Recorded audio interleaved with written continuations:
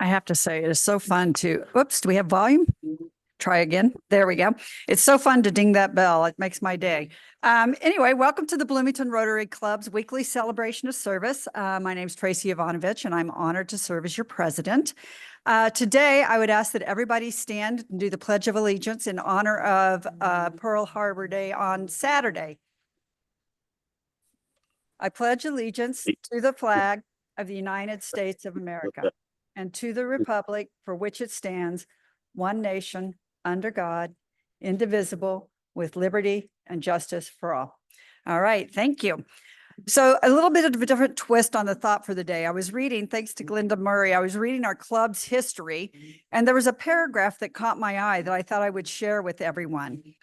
And the paragraph starts by stating, Bloomington residents split again during the late 1950s and early 1960s over whether to expand the Bloomington Hospital or build a second one. Sounds familiar. Rotary set aside 2 meetings, one for each faction to present its case, and then provided leadership, Sarks Tarzian, for a committee to mediate differences. And I thought it was important to share that just as a reminder of some of the functions that we do here in Rotary for the community, of bringing people together. Out of this came a united effort, which resulted in the Bloomington Hospital. Of course, it's the old hospital, and it created a regional medical center. And again, Rotary was behind bringing everybody together on that front. So I thought that was a nice thing for us to just think about. And with that, I've asked Judy Witt to continue in the spirit of sharing background of our club and what was accomplished during her tenure as the president, as well as district governor. Judy's done a lot. So on that, we'll have a nice reflection.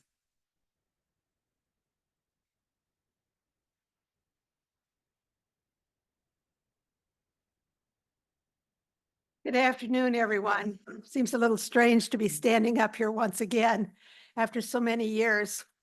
It was in 2003, 2004, a century ago, that I stood up here for the first time to be honored as your club president. It was such a surprise when I was asked to fill those shoes for a year. And some things got changed and some things stayed the same during that period of time. Charlie, a couple weeks ago, talked about the prayer. Well, several of us talked about the prayer for several years before anything really happened with that prayer.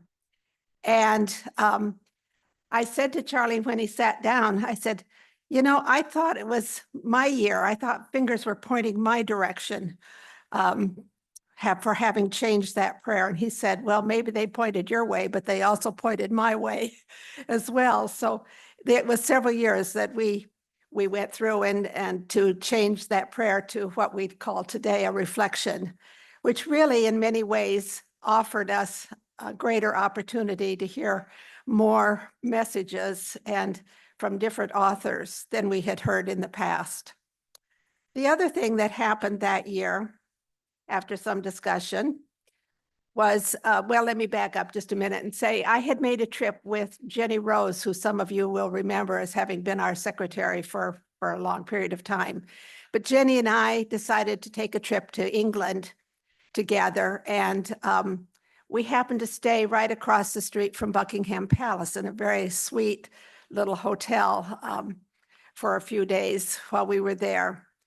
And during that period of time, she and I attended a Rotary Club meeting that was a very small meeting. In fact, we gathered at one table. It was a fairly large oval table that we were at. And they had a club assembly that particular day. And at the end of that club assembly, we were asked to stand and to raise our glass. And I thought, aha, this is going to be a toast to the Queen. It wasn't a toast to the Queen. It was a toast to peace, which I thought was awfully nice to end a club meeting with such a thought for the day. And I came back here knowing that I was going to be club president, and I gave that a lot of thought about doing that for this club. But instead, as I was reading one of our Rotary magazines one day, I happened to read the four-way test over again. I thought, you know, 03, 04, if you'll recall, this was a period of time when there was a lot of turmoil among corporates as to the ethics and the morals that were taking place in some of the boardrooms and towers of corporations. I thought, you know, the four-way test, that might be a really good thing for us to do. So thus began the four-way test for this Rotary Club. That was the second thing. Then there was a third one of which I am extraordinarily proud. And I thank you very, very much right from the very get-go. And that's Teachers Warehouse. I thought that this club and that Rotary in general needed to have a signature project. You know, we rang the bells for Salvation Army and we did a few things here and there in the name of service, but we did not really have an ongoing signature project. You heard something else that we did dealing with the hospital, and we did something with the CPBs when that was a hot discussion as well, that I recall. But I thought we should have something that was really an ongoing service project for which Rotary in this community would become better known and would really serve the community for an extended period of time. And we certainly have always had children in our minds as we did a variety of things. And so thus the Teachers Warehouse came into existence. We worked for a year on getting the bylaws and the various legal aspects in place along with the board, and finding a place to have it besides my garage, which was becoming very full. And my husband was saying, you know, when is this stuff going to move? And in time, it did to a previous location, and now, of course, to where we are right now, and which is a very nice place that we have MCCSC to thank for permitting us to be in there with a very modest rent. So Teachers Warehouse came into existence during my year as well. So I thank you very, very much for giving me the honor of being your club president for that period of time. Thank you.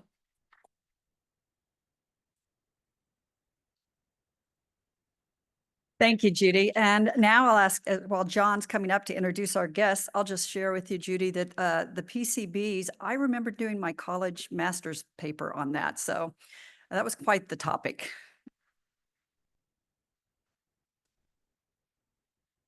Thanks, Tracy and Judy. So we have 4 guests today, all of whom are with Rotaract, which is awesome. We have June Wan, Pratik Singh, Yahya Kader, and Ahmed Al-Jamed, all with Rotaract. So thank you all for being here for lunch. Are you kidding?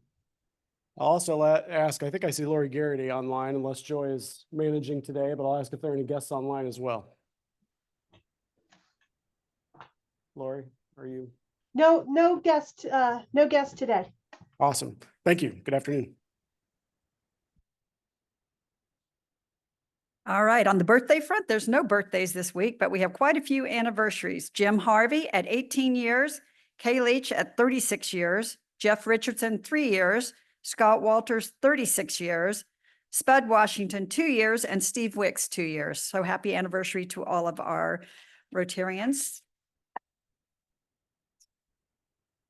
And for announcements, I remember when Alon, AI first came out, and Alon said, I've got a poem for AI. So I had to, of course, instead of using AI, I had to go to Chat GPT in the spirit of plugging Microsoft.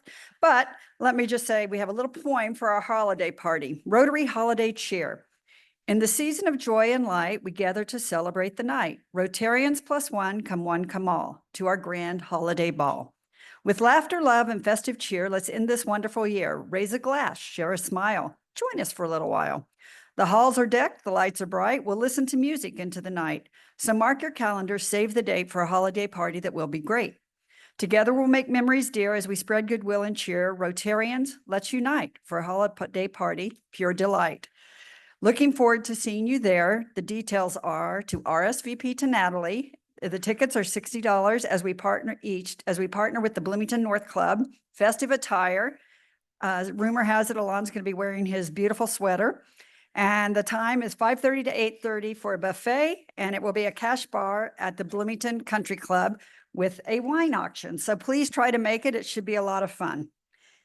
The second announcement, we have a global scholar that will, a participant that will be submitted by our club named Sarah Greenwell, who's planning to study in Australia, receiving a Master's of Public Health in Indigenous Health with a graduate certificate in Design for Health and Wellbeing. And I believe she will be attending the next meeting with us, so y'all have a chance to meet her. And then if you all could send out prayers and warm thoughts to our previous 2-year ago toast person, Gladys Devane. She is having challenges right now with heart fibrillation. There seems to be a lot of that going around. So if you could send her good thoughts. On the positive side, we have John Dilch is recovering and doing well. So yay. Aaron Davis is doing well, transferring to the rehabilitation, Bloomington Rehabilitation today. So good progress on that front. Next announcement. All right. We need some volunteers for Steve Mo really sent me a message on bell tinging. I'm kidding. I couldn't resist on bell ringing. So we need a couple of volunteers for bell ringing. Specifically, we need one person on the 7th, this Saturday from 1 to 2. And we need one person on the 21st from 12 to 1 and 2 from 1 to 2. Steve will be staying afterwards. If you could let him know if you're able to volunteer, that'll be great. And then the program committee will be meeting on the 14th after our normal meeting. And with that, I will turn it over to Lynn to introduce our guest.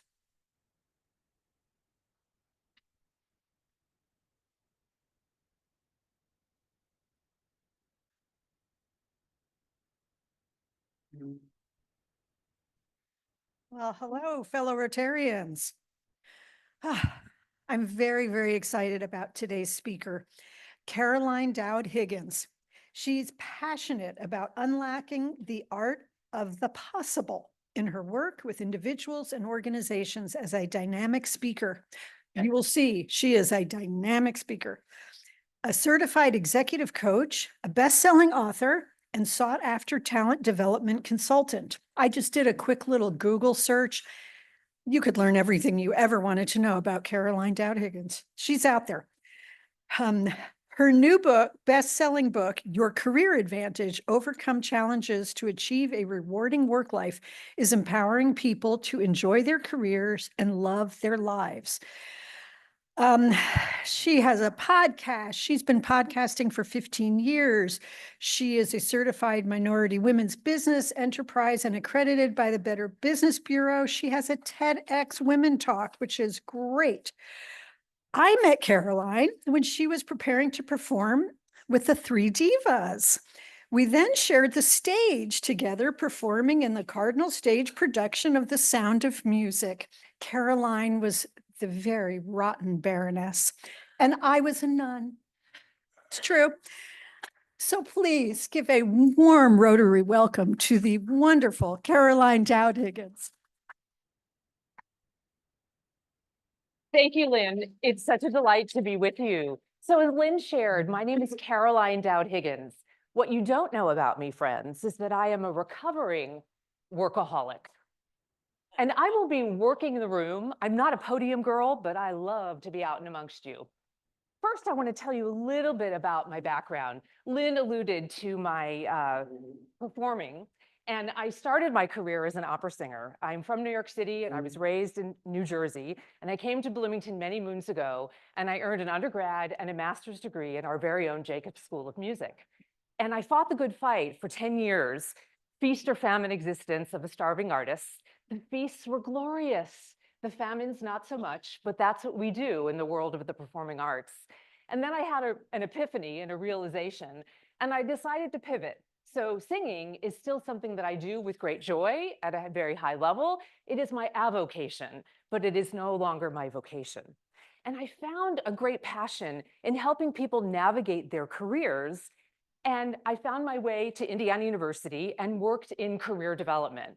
And since then, I've worked for several other institutions of higher ed, also nonprofits, and the corporate arena. And starting in 2011, I founded my own LLC and had a very active side hustle. But I want to talk to you about work ethic. I come by my workaholism very honestly.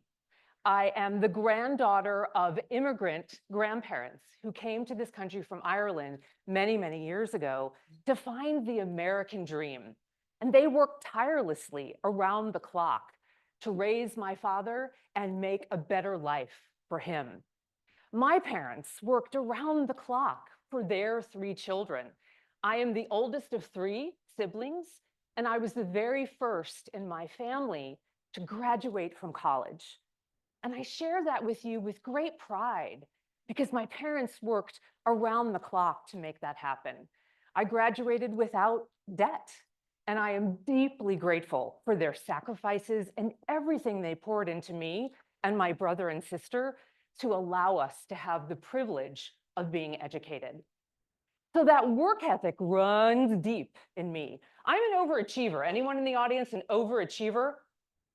Yeah, put your hands up, wave them high and proud. I am also a type A personality. Now I'll tell you, my husband calls me a type AAA. Can anyone relate to that? Yeah. So I'm extremely driven and extremely passionate about what I do. But because of that, I often go too far. And I'll be very honest with you, I'll be vulnerable in a safe space with friends and colleagues, some new, some of whom I know, to tell you that it can be very difficult not to go all in all the time. And I tell you that I'm a workaholic because I am recovering, and I have had to change my lifestyle over the years. Now, I often hid behind the fact that I loved my work. But what I didn't tell you is that I missed family vacations. I missed holidays. I missed special moments because I was so busy working. Now, you might think of that as a pride, a badge of honor. But what I realized is that I had this tremendous work ethic, and I didn't have a similar life ethic. I'm going to grab a drink of water. So what I want to share with you, thank you, dear, appreciate you. What I want to share with you is my journey. And in 2022, I decided that I needed to get off the very dangerous treadmill for me. Now, let me also tell you, I am not blaming or shaming anyone that I have worked with who encouraged and celebrated, and some even exploited my extraordinary work ethic. Let me tell you what this means. One of my first bosses had a poster that was framed beautifully in his office that said, "I'll sleep when I'm dead." And he meant it. He said to me, "We work hard in this department and we work long hours." And to someone who's an overachiever, that was exciting for me. Someone says the word challenge and I am right there. Bring it on, baby. I am ready for that. I'm not competitive with other people, but I strive for my personal best, always. And I realized that I was missing my life. And I share that with you because during the pandemic, I had a wonderful new career shift. I was recruited for a new opportunity to create career centers on 19 campuses for our very own Ivy Tech Community College. And I worked for the statewide systems office in Indianapolis. So not only did I have a 3-hour commute every day, the pandemic hit. And in 2020, I was 4 months into a brand new job, and then we all flipped to Zoom and Teams. But I'll tell you with pride, I hired, trained, and onboarded 160 humans on Zoom. And I share that with you because it's really incredible to think what we all did out of necessity during the pandemic. But something was missing. I knew that this work that I loved so much wasn't enough in my life. And I hit the wall. And I say that to you with absolute vulnerability because I'm now dedicated to helping other people live a vibrant life as well as a vibrant career. Now, I'm going to tell you a story about a mentor of mine. And I'm not going to mention his name. I'm going to change his name to honor his privacy. This particular gentleman means a lot to me. He's a professional mentor. He hired me early on in my career for one of my first leadership roles. He saw potential in me that I didn't even know I had. But he knew there was a spark there and someone who could be molded and groomed. And I'm forever grateful to him. Harry This amazing gentleman also worked around the clock, evenings, weekends, holidays. His work ethic was commended and extraordinary. And we often thought, how does he do this day in and day out? It's got to be exhausting. How can he do his very best work? Recently, I had the opportunity to travel to Harry's retirement celebration. Hundreds of people came from around the world to celebrate this incredible man. Harry cried at his retirement celebration. He was at the podium absolutely sobbing because he apologized to his family sitting in the front row. And he said, I missed our lives together, but I'm retired now and we're going to have fun as a family. His adult children, who he knew, but he missed the basketball games. He missed the concerts. He missed all of the things that happened during their formative years. And Harry said, I am going to commit to a family vacation. First one that they actually enjoyed. Now, he went on vacation all the time, but it was an alternative place to do his work. Is anyone guilty of that? Amen. It just means I'm doing my work someplace else. And we're now tethered to technology in such a way that we really can work anywhere. So Harry planned this incredible vacation to take his family to Italy. They were going to spend a month in Tuscany. And I thought, how joyful. Here he's got these adult children, their partners, one of them was even married, and he was ready to start a new life at 68. 2 weeks after that retirement party, his wife called me. We knew each other well. And I thought, oh, she's calling. She wants recommendations about what to do in Italy. I had the great fortune of singing in Italy. I know the country. Let's talk. Where do you want to visit? Where do you want to eat? And his wife called to tell me that Harry died. And it took my breath away. Here was this person that committed his life to this extraordinary work and was then ready for that next step. What we didn't know is that Harry was riddled with cancer.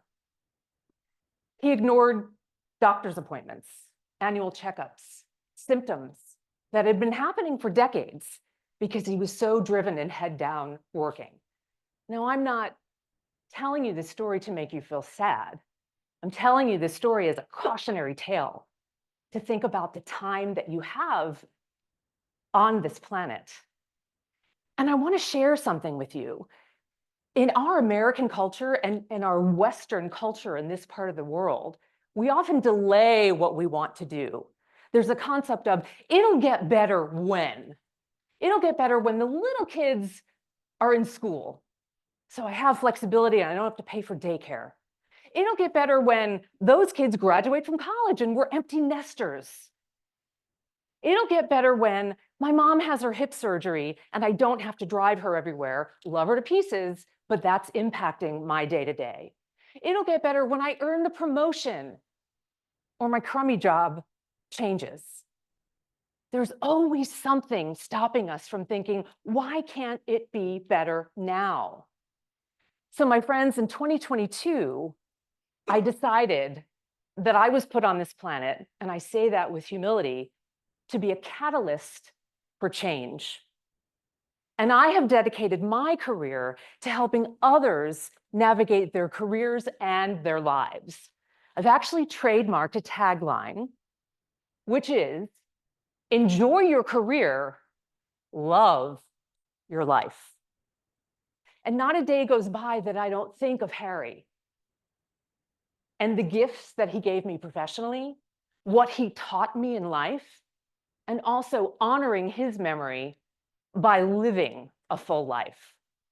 So we're going to do a little exercise. And for those of you that are at tables that don't have pens or these wonderful little paper rulers, let's get some to you. And I want to make sure you all have them. So I want everybody to take, okay, there are 4 of you there. Do we get 4 there, the back table? And you also need these handouts that are on the table. And for folks that have pens, brilliant. If you don't have a pen, we'll make sure that we get one to you. Everybody have access to one of these little rulers? Okay. Now, we are going to have, everybody have a ruler?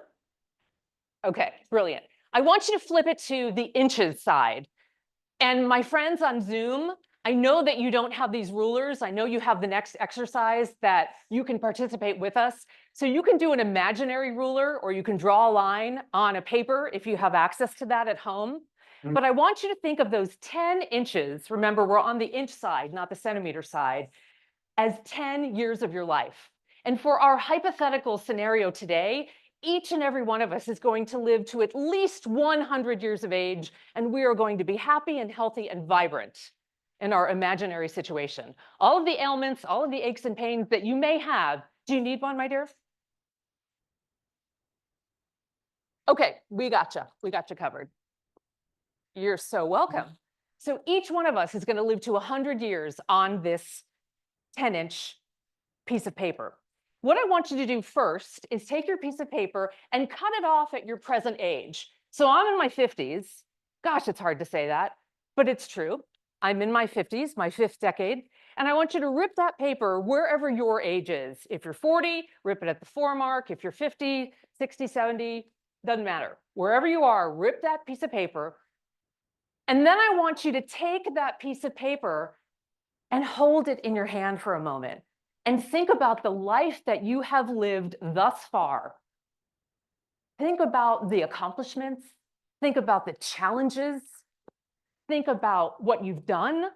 Think about the difficult situations that you've navigated and recuperated from and recovered from. Did y'all rip your paper? I don't see any ripping over here, boys. What are you doing? Okay, good, you ripped. Brilliant, you got your piece of paper. Okay, now, is anyone in the room retired? Excellent.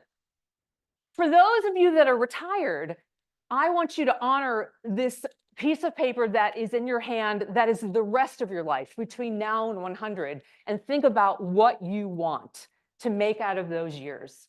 For those of us who are yet to retire, I want you to take your paper and rip it again at the age at which you aspire to retire. Now, a classic American retirement age is 60-something. That's changing a lot for a variety of reasons. One of the good ones is that we're living longer, healthier lives. I just heard laziness at that table, a little overachievement over there. All good, you're my people. So for those of us that are not yet retired, take that little piece of paper, and I want you to consider the promise to yourself that you're not going to wait to live your life until you retire, because it'll get better when might become your mantra, and I don't want that to happen. So this is meant to be startling to think about how much. Ellen, do you have any time left there? Look at that, he's got half an inch. Until you retire? Is that it? He's got a half an inch until he retires. Brilliant. Okay, way to go. But I hope, I implore you, Ellen, that you're not going to wait to do wonderful things until you hit that retirement. So here is the quote that we will set up for the next part of this exercise. One day, you will wake up and there won't be any more time left to do the things you've always wanted to do. And that quote is Paulo Coelho. I will also quote Mary Oliver, who says, "You have one wild and precious life. How will you choose to live it?" And before we go to the next part of the exercise, I have one word to remind us all. Harry. Harry waited until he was retired to think about living his best life. And I'm not admonishing hard work. I still work extraordinarily hard, and I'm proud of that. But I balance my work and my life differently now because I don't want to miss my life because I'm so consumed in my career. So I want you to now take your worksheets, and if anyone needs pens, I have more pens up here. Everybody have pens? Everybody have a worksheet? Okay, excellent.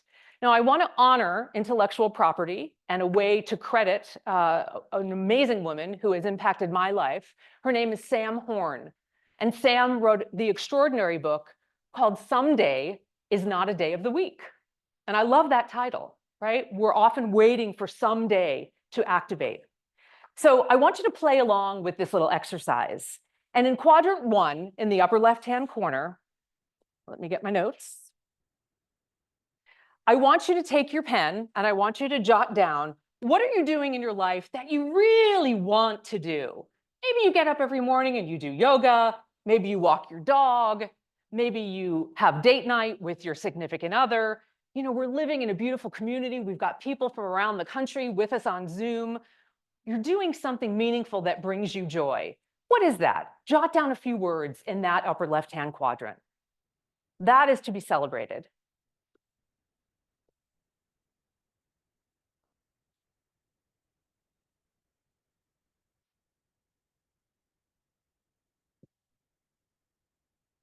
Square number 2.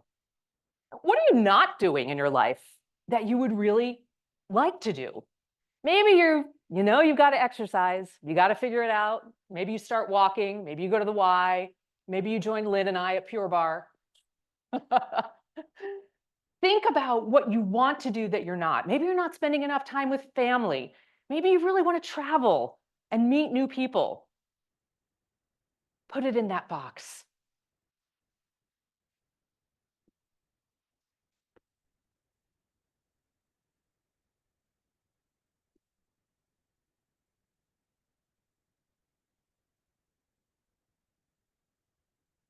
Square number 3.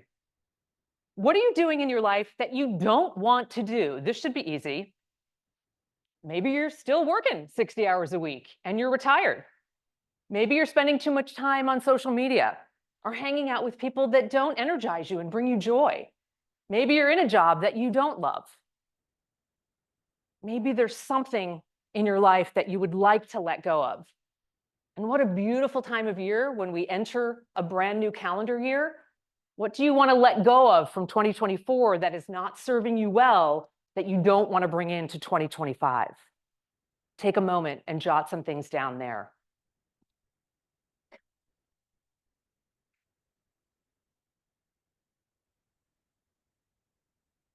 Now, the fourth quadrant is going to sound a little strange. What are you not doing in your life that you don't want to do? Yes, I'm well aware that's a double negative. But this is really important because it identifies what might be unhealthy or unwanted behaviors. Maybe you used to smoke or commute and you don't anymore, and you never want to do that again. Maybe there's a toxic person in your life and you no longer want to spend time with them because they deplete your energy. What are you not doing that you don't want to do? How do you honor that?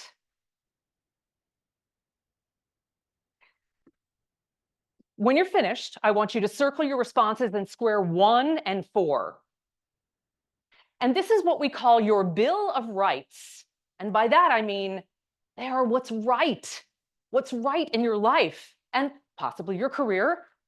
They're contributing to your high quality of life. Please protect what's in box 1. And don't think that this is an exhaustive exercise in our Rotary Club luncheon today. Keep adding to this. Be sure to keep out what's in box 4. Because my friends, nothing ever really goes away until it teaches us what we need to learn. I'll say that again. Nothing really ever goes away until it teaches us what we need to learn. Now, it's always a better meeting when the delightful Miss Charlotte is with us. And she is my inspiration. She just had a 90th birthday, and she is living an extraordinary life. I want to be Charlotte when I grow up. And I share that. Let's clap for Charlotte. Absolutely. What I love about Charlotte is that she is choosing to do things that bring her joy. She is an insatiable, curious person who loves to learn, and that energizes her and stimulates her. You know, any conversation that we have with her. So she's holding up her little inch thinking she only has a decade left. My ruler's not big enough for Charlotte. She should get 2. I have every confidence she's going to blow past 100. But I leave you today, my friends, with a thought. Are you being the person that you want to be right now? Or are you delaying gratification to think it'll get better when? And you can fill in the blank to think about what that looks like. I am committed to helping others. And if you need help, give me a call. To think about how you can live your best life now. Let's talk.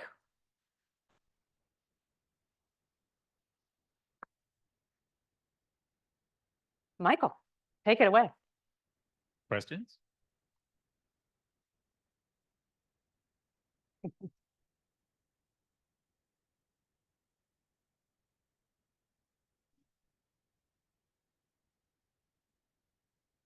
Thank you, Caroline. You're welcome. What are some ways or tools perhaps that we can use to keep those things in square 4 where they belong in their Yeah. little box? Lynn, I'm so glad you asked. And I think it's an opportunity for us all to have accountability partners. We have a term in the coaching landscape, accountability buddies. Someone made that up. Who is your accountability buddy? Maybe it's a friend, maybe it's a loved one, maybe it's someone in this room who can nudge you when you're doing something wonderful and recognize you and give you that praise, but also be your gentle nudge to say, you really want to be doing that and spending your time there? Because life is short. And believe me, that overwork draw is still there for me. I can easily slip into working 90 hours a week. I do it really well, really well. So I have people around me who can nudge me and help bring me back to where I want to be. Lauren, is there any questions online? Yes. Michael, we've got the gentleman here at the table.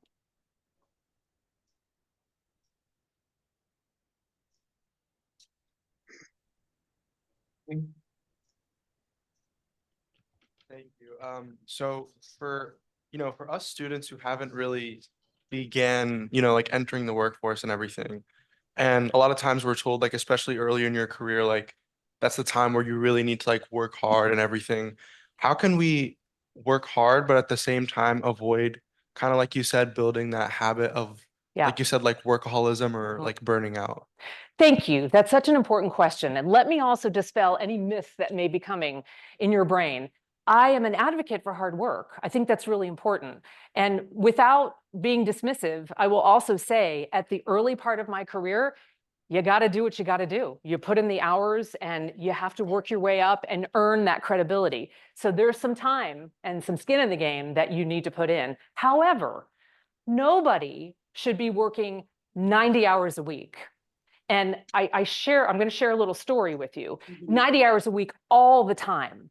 So I'll share what I think is a funny story. During the election, I needed some sanity in my life. And so my husband and I rewatched West Wing. Would that Martin Sheen were running. But it was a comfort just to think of the West Wing. I love the production, but I'm segueing to that because it reminded me there are some roles like the President of the United States, which is 24/7. There's no doubt about it. The cabinet, people that work in significant roles. Think about doctors that are saving lives in emergency rooms. I understand that there are some roles that take an intense amount of time. However, we need to have a cultural shift in our world of work because we're burning people out at such a rate. And this is another keynote, by the way, if you ever want to join me. I have researched and I talk about this a lot. The business model is not there. First of all, it's not good human ethics to work people ragged and just assume that there's going to be somebody else to fill their seat. That's not how we should be treating people. We need to really honor the human workforce. But I will also say that that shift is going to take time. So there is an ebb and flow. I call it the roller coaster. Deadlines that happen, the budget is due, the big project happens, the go live is happening for our new technology. I get that. I came from a performance background. Tech week, all day, all night. The show must go on. And it always does, right, John? So I get that, but it can't be at that high, intense pitch all the time, or you're going to go down. You really will. And we're seeing this in the world of work. People are becoming ill. Harry. So I have a question for you. And it's about, I don't know, it's about giving up things. Mhm.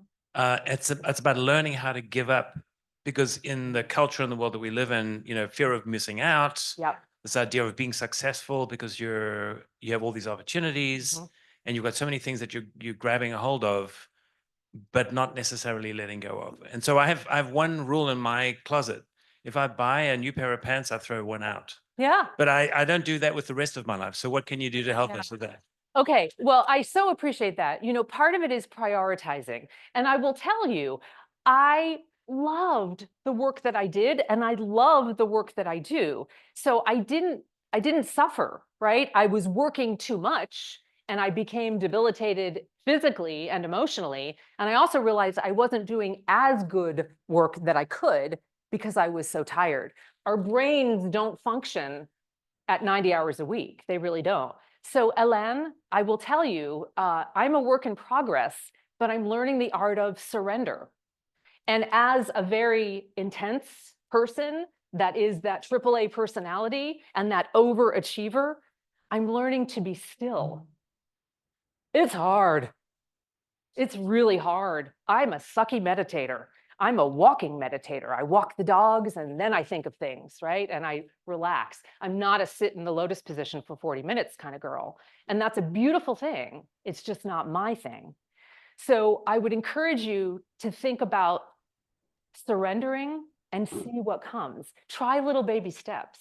None of this can change quickly. I had to ease my way into a different way. I had to learn how to play again, my friends. Do you remember years ago the videos that they showed of the little beagle dogs? And I'm a beagle mom.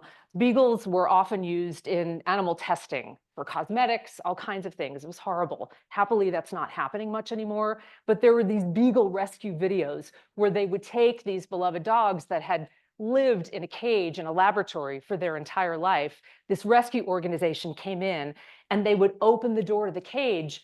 The beagles didn't even know how to run.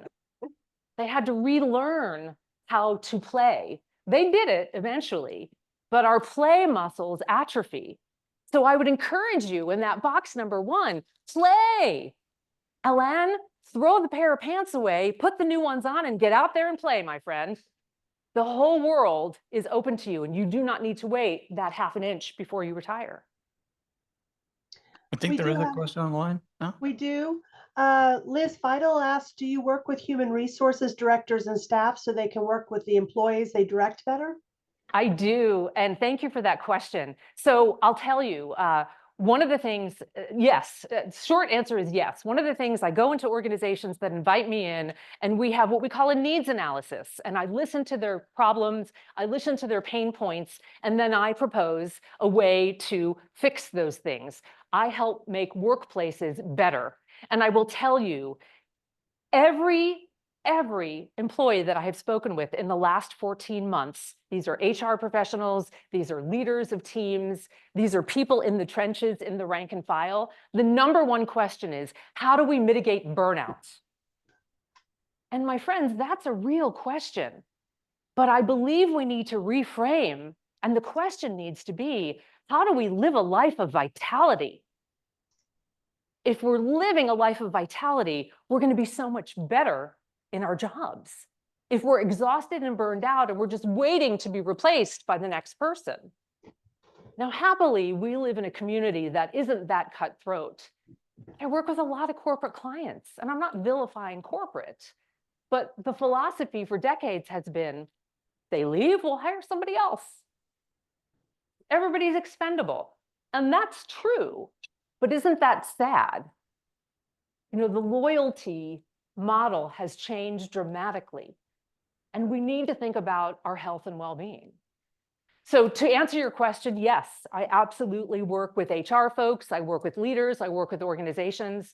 And first I help them diagnose the challenges, and then we create solutions together. Lovely. Can you tell me in terms of your journey, the change you made a couple of years ago, specifically in your box 2, what types of things are you doing now that you weren't doing? Yeah, I thank you for that. You know, I'm playing. I learned how to play again. And I'm very connected in our community and I do a lot of things, but was work that was focused. I was a taskmaster. I'm an achiever. I would check things off my list. And now it's fun to be spontaneous. My husband's incredibly spontaneous. I am not. I'm a planner to the T, but I also realize plans shift, plans change. So he'll say, let's get in the car and just go for a ride. And I'll say, where are we going? Do we have gas? Did we set the GPS? Because that's the planner in me. And he'll say, honey, get in the car. We're just going to drive. And in the beginning, my head was going to pop off, right? Where are we going? But now I can surrender and say, okay, we're going for a ride. So I try to be more spontaneous. I try to be open to new things that I may not have tried. Literally taste testing life to try new things. But the most important thing for me is to create space for stillness, for reflection, for creativity. I'm an artist. I will always be an artist. And I'm a better professional when I make space for that creativity. So those are some of the things that I've done. Thank you for asking. Caroline, there's a question online from Caleb Poe. Is there a country or area of the world that you think models, or this is Megan, I guess. Is there a country or area of the world that you think models or actually succeeds in balancing basic financial needs with having a life outside of the office? Yes. Okay. So one, Japan does not. Do not look at the Japan model. It's dangerous. It's like a badge of honor if you die at work. And I'm not kidding you. It is really, really difficult. And I say this with love to our Japanese neighbors and colleagues. Do not emulate that model. I will tell you that Scandinavia is doing much better. Sweden now has a rule in place, as a law in place, as does France, for a 4-day work week. And it doesn't mean that you're working for 75% of your salary. You're earning your full salary, and they're looking at 32 hours a week. And I don't mean a fake 4 days a week where you're working 12 hours for 4 days. And the research tells us we shouldn't be clocking hours, especially in the knowledge economy. Now, I'm also going to say, we get it. We are people of privilege that have an opportunity to work in vibrant work environments that can honor us financially. Folks that are in the service industry, for example, don't have that luxury. There are still many people working 3 and 4 jobs just to make ends meet. My heart bleeds for them. That is necessity for them, for survival. But happily, the Netherlands is another region, if you will, that is honoring work-life integration. I don't like the word work-life balance, the phrase. I don't think it's even all the time. It's always going to be up and down. So I tend not to use that, but I think we can approach it as work-life fit. Our Canadian partners do incredible work. For example, in a partnered relationship, the mother, the father, if it's a same-sex couple, if it's a same-sex couple, they get a full year of paternity or maternity leave, which is paid. That's a beautiful thing. We're still fighting for paid maternity leaves in some organizations. So the US is making very little baby steps. And I want to say, generationally, my role models were baby boomers and the great generation. And I'm deeply grateful for all that you have taught me and that wonderful work ethic that started with my grandparents. I don't vilify that at all. I honor that. I value that. The world has changed. And I'm grateful to our Gen Z and soon our Alpha colleagues. Do you all know the new generation is called Alpha? They're also called glass generation because they do not do plastic in any way, shape, or form. So the Alpha or the glass generation are finally saying, hey, we want a life and a career. Thank you. Thank you, because I'm a Gen Xer and we didn't even ask about life. We just focused on career. So happily, the pendulum is swinging back. And I'm deeply grateful for all of you for saying, you know what? We want to do both.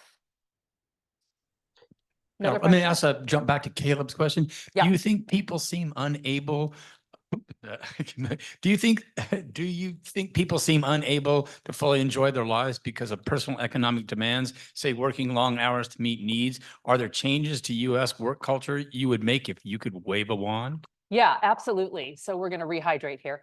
Like I said, we are in a privileged scenario. I've worked in the knowledge economy my entire career. I had healthcare, I had retirement. I now feed my own healthcare and feed my own retirement accounts as a small business owner. But there's no doubt. Look at the medical profession. Look at our doctors and our physicians and our technicians and our nurses. A 14-hour shift is expected. Why is that way in 2024? I do not want a surgeon who has just had a 14-hour shift to be cutting on me. Now, we may have some medical professionals in the room today, but that's a problem. And that is enculturated into our economy. So I absolutely understand that some people don't have the luxury of only working so many hours. I believe massive changes need to happen through the Department of Labor. I think we need to have salary transparency. That's one of the big issues with gender equity in salary. I think we should have healthcare for all. I'm not getting political. I'm just saying it's a basic human right. So yes, I think a lot of things could change at the national and the state level. Absolutely. We're looking at all these overtime issues right now where companies are cutting overtime. And often people are not replaced or backfilled when they're left, when someone leaves. That happens on our very own Indiana University. You stretch and you tighten your belt. We've got to really think about how we're investing in the humans. We are having a human energy crisis right now in the world of work. And if we don't change it soon, things are going to get really bad. So I'm not preaching gloom and doom, but I do believe systemic change needs to happen. And we're going to save our last question for, of course, Charlotte. Okay. I have not had a career, but I have lived a long life. One inch. And left. We'll see about that. Yeah. But I've been thinking about it, of course, and I think my life has gone zigzagging along. And I think one of the good things I've realized without even understanding is that I was told I had to plan my life. And of course, there was no way of doing it when I was a woman who came to whom my majority in the 60s, because women weren't allowed to do a lot of things. Now they are. But what I learned is changing. I had opportunities. I had no idea from one thing to another that was going to happen. But when the other happened, I took it. And so it's been rich and interesting, and I think profitable. Not profitable in money, but at least in things get done. And I would say, take opportunities when they come up. Be willing to change and learn new things. That's my. Charlotte, I agree with you wholeheartedly. And I think you are a great, great example of someone who took risks and tried new things. You don't have to be 100% ready to do anything, right? For those of you that are parents, were you ready? It just happened. There's no handbook on how to raise a child. So think about that. All the shots that weren't taken, take advantage of that. So my friends, I thank you for letting me spend some time with you today. And I leave you with, whether you are retired, whether you've got an inch left, whether you have 10 inches left, whatever you want to do with your life, honor each and every day. You deserve it. Pour into what feeds you, what honors you, and enjoy your career, love your life, no matter where you are on the calendar spectrum. So thank you. Thank you for letting me be with you. All right. So we have been blessed with a copy of Caroline's book here, and we're going to do a question to see who gets to be the recipient of it. So there's a song from the 1970s. So some of you may say, oh, I'm out already. Can anybody give the artist or the name of a song that kind of makes you think of this particular topic? PTR Someday Never Comes. That's a good one. Not the one I was thinking of, but I'll give it to you. I was thinking of Cat Stevens, Father and Son.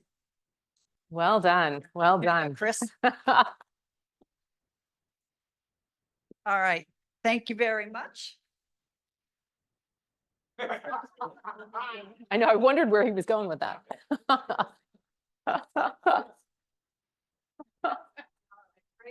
Thank you so much. And in honor of your program, Caroline, we're donating $100 to the Bloomington Refugee Project. So thank you for that. And this is the time when I acknowledge and thank all of the people who have helped us with our club service. Our executive assistant, Natalie, thank you so much. Ruth Boschkoff, great job greeting. John, excellent job introducing. Thank you so much. Lori Garrity, great up on the Zoom. And Judy Whip, nice audible, just coming up at the last minute. Yolanda was scheduled to, and Judy said, oh, no problem, I can do it. So thank you for that. Andrea Murray for doing the reporting. That's the hardest job there is. Michael, for your agility at doing the questions with the mic and the camera. And then, of course, Tyler on the audio as always. And with that, our next meeting will be on the 10th in the Georgian room. Repeat, in the Georgian room. And our speaker will be Denny Spinner from the Center for Rural Engagement discussing a bright rural future. And with that, Tyler, if you could put the screen up and we could all stand with the four-way test. Thank you to Judy for this one. Of the things we think, say, or do. First, is it the truth? Second, is it fair to all concerned? Third, will it bring goodwill, better friendships? And fourth, will it be beneficial to all concerned? And fifth, is it fun?